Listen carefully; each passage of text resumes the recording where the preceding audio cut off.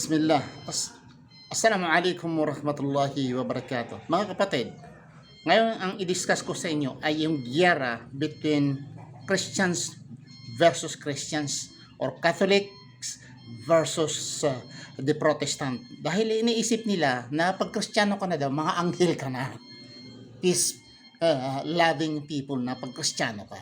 Nalimutan nila ang history. Na ang history nito mga kapatid, ito'y nagsimula, ito ay 1618 to 1648. 30 years of war, brutal war between the Catholic and the Protestant.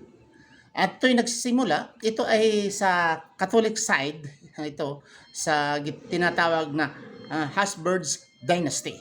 Ito'y nagsimula doon sa lugar ng Austria at Spain, lugar ng mga Catholic.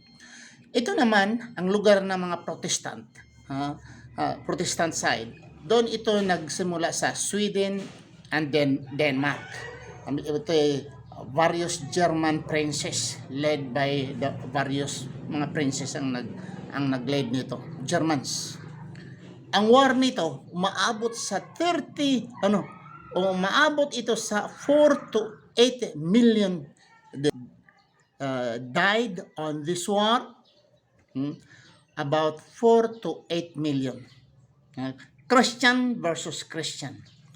Catholic versus Protestant. Ito ay binabanggit ko lang mga kapatid for the sort of information. Dahil huwag kayong magmamayabang na kayong mga Kristiyano, peace-loving people. Na pinapalabas nyo nga kaming mga Muslim ang manggugulo. Pero di nyo alam na mismo kayo, nagira kayo for 30 years. Doon sa Europa ito, nag 30 years na war, about 4 to 8 million na death ang nangyayari. Kailan ito ulitin ko, kailan ito nagsimula? No? Itong 1618 hanggang 1648. 30 years of war.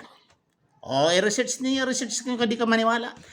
Protestante versus Romano Katoliko. Huwag niyong pagmamayabang na kayo ay peace-loving people. Mga Kristiyano mismo versus Kristiyano.